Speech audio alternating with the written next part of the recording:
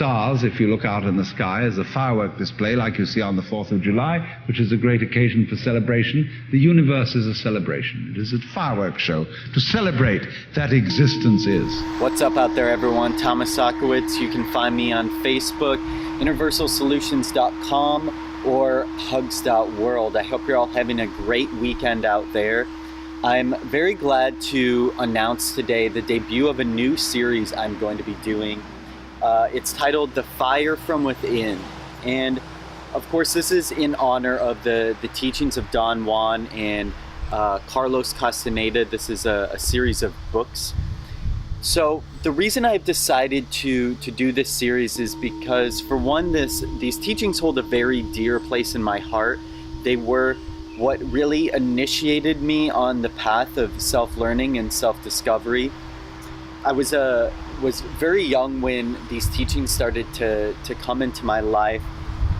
And this particular book actually was placed magically, actually literally out of nowhere, into my grandmother's attic. I used to go up there all of the time to dig around in the books and see what I could find, and all of a sudden, out of nowhere, this book appeared, very out of place. Really, this book had just recently been printed, and I talked to all my friends and family about it, and no one, definitely it didn't belong to anyone, and no one could quite figure out how that it had come to be there. Of course, I found out later from Don Juan that he had interdimensionally placed the book there for me so that I would be initiated onto this path of self-discovery, and probably actually so I would end up transmitting some of these teachings to you all. That being said, for the first bit of knowledge that I would like to expound on, the essence of it is reaffirmations or affirmations from the world around us. I'm actually going to use this example of this book coming to me to kind of clarify how this happens. So basically, as we go on through the path of self-knowledge and self-discovery, we will find out that when we begin to silence the everyday mind, when we begin to stop the world, the internal world that's going on within us about what we think is going on here, what we believe to be reality, then we'll start to notice a language, what I call a universal language of sorts, where everything around us in the environment begins to speak to us as an aspect or a portion of ourselves. Especially in this case, if we look deeper into this, we can see how, being a young child, I would begin to calling out to the universe or myself for the knowledge of self, for wisdom, for self-discovery, that I was asking to be initiated on this journey to infinity, really. And of course, the universe answered by playing or placing this book into my life, and luckily I was aware enough to take the discovery and to take the message that myself was sending me. And this can, of course, play out in many different ways.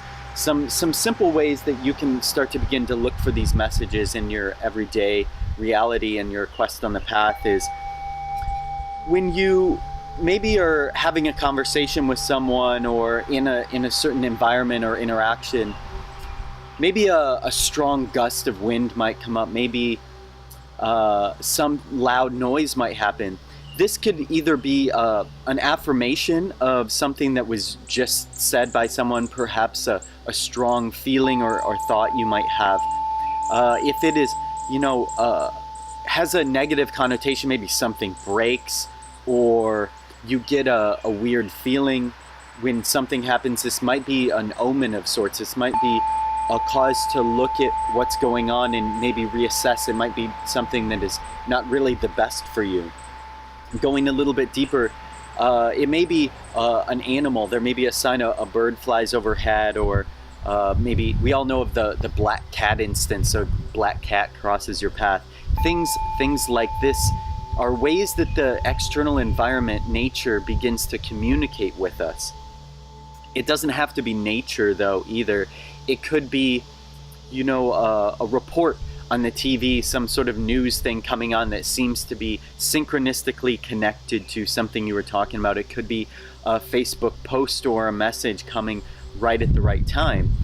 The very important part of this is that we really need to become deeply aware and in tune with our surroundings in order to really let this teaching grow us faster, to push us faster on the path of self-discovery. The quicker that we can tune into the environment around us and within us and sync them up with one another, the quicker that we begin to become in a magical conversation with everything that's going on around us.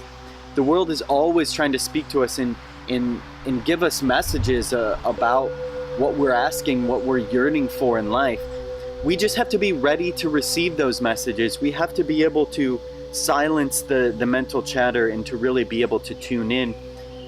And something even deeper that we can tune in with this message is that oftentimes on this path of self-discovery, it's so easy for us to get caught up into the mind and to thinking about whatever it is, looking for this knowledge.